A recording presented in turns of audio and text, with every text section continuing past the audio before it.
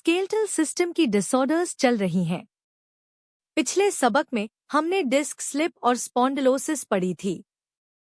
अब तीसरी डिसऑर्डर सायाटिका। सायाटिका का मतलब है सायाटिक नर्व का कॉम्प्रेशन या उसमें इरिटेशन। यह रही सायाटिक नर्व, हमारे जिस्म की सबसे लंबी नर्व।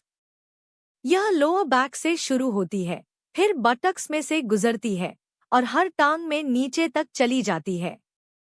अब जब किसी वजह से इस नर्व पर दबाव पड़े या यह इरिटेट हो जाए तो खराबी नर्व की जड़ पर होती है, लेकिन दर्द पूरी टांग में महसूस होता है। यही सायाटिका की पहचान है।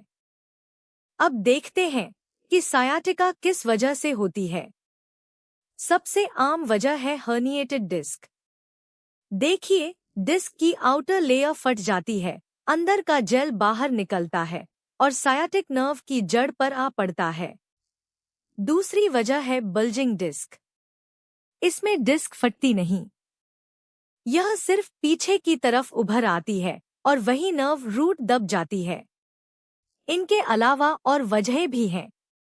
ट्रॉमा यानी चोट, इन्फेक्शन, इन्फ्लेमेशन और स्पॉन्डिलोसिस, जो हम पिछले सबक में पढ़ चुके हैं। अब सायाटिका के सिम्टम्स। पहला सिम्टम है दर्द या डिस्कम्फर्ट। यह लोअर बैक में महसूस होता है, बटक्स में, टांगों में और पैरों में। दूसरा सिम्टम है टिंगलिंग या नंबनेस, टांगों और पैरों में सुन्नपन। और तीसरा है वीकनेस, टांग को हिलाने में दिक्कत। देखिए, सेहतमंद तरफ का मसल पूरा सिकुड़ रहा है और टांग उठा रहा है। अफेक्टेड तरफ का बमुश्किल हिल पा रहा है। अब इस चैप्टर की चौथी डिसऑर्डर आर्थराइटिस। आर्थराइटिस कोई एक बीमारी नहीं, यह कई इन्फ्लेमेटरी कंडीशंस का नाम है जो जॉइंट्स को अफेक्ट करती हैं। यह रहा एक सिनोवियल जॉइंट, घुटना। दोनों बोन्स के सिरों पर आर्टिकुलर कार्टिलेज है। अंदर की तरफ सिनोवियल मेम्ब्रेन है जो सिनोवियल फ्लूइड बनाती है और सबसे बाहर जॉइंट कैप्सूल। आर्थराइटिस के हर टाइप में दो सिम्टम्स जरूर होते हैं, जॉइंट पेन और स्टिफनेस। स्टिफनेस का मतलब है जॉइंट पहले जितना खुलकर हिलता था, अब उतना नहीं हिलता। इसके अलावा अफेक्टेड जॉइंट्स में रेडनेस, वार्मथ और स्वेलिंग भी होती है। आर्थराइटिस का पहला और सबसे आम टाइप है ऑस्टियोआर्थराइटिस। बाईं तरफ एक नॉर्मल जॉइंट है, कार्टिलेज मोटी और सलामत। ऑस्टियोआर्थराइटिस में यही आर्टिकुलर कार्टिलेज धीरे धीरे नरम पड़ जाती है और फिर टुकड़े टुकड़े होकर खत्म हो जाती है। कार्टिलेज खत्म हुई तो बोन सीधा बोन से रगड़ खाने लगती है। यह किन जॉइंट्स को अफेक्ट करती है? नी, हिप और इंटरवर्टिब्रल जॉइंट्स। दूसरा टाइप है रूमेटॉइड आर्थराइटिस।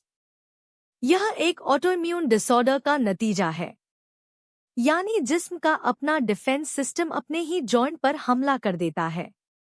देखिए, डिफेंस सेल्स जॉइंट के अंदर आ रही हैं और सिनोवियल मेम्ब्रेन इन्फ्लेम्ड हो जाती है, लाल, मोटी और जॉइंट के अंदर की तरफ बढ़ती हुई। पूरा जॉइंट फूल जाता है। इस टाइप में सबसे ज्यादा रिस्ट और हैंड्स इन्वॉल्व होते हैं। तीसरा टाइप है गाउटी आर्थराइटिस, जिसे गाउट भी कहते हैं। इसकी शुरुआत खून से होती है, ब्लड में यूरिक एसिड बढ़ जाता है। यही यूरिक एसिड जॉइंट्स के अंदर क्रिस्टल्स बना लेता है। देखिए, यह क्रिस्टल्स सुई जैसे नुकीले हैं और जॉइंट में इन्फ्लेमेशन पैदा कर देते हैं। जॉइंट लाल, गरम और सूजा हुआ। सबसे ज्यादा जो जॉइंट अफेक्ट होती है वह है बिग टो का जॉइंट। इसके अलावा नीज, रिस्ट्स और फिंगर्स भी अफेक्ट हो सकती हैं। तो पूरा सेक्शन एक बार में। सायाटिका सायाटिक नर्व का कंप्रेशन या इरिटेशन, अक्सर हर्निएटेड या बल्जिंग डिस्क की वजह से ऑस्टियोआर्थराइटिस आर्टिकुलर कार्टिलेज नरम पड़कर खत्म हो जाती है।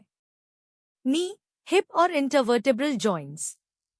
Rheumatoid arthritis autoimmune, synovial membrane inflamed, wrist और हैंड्स।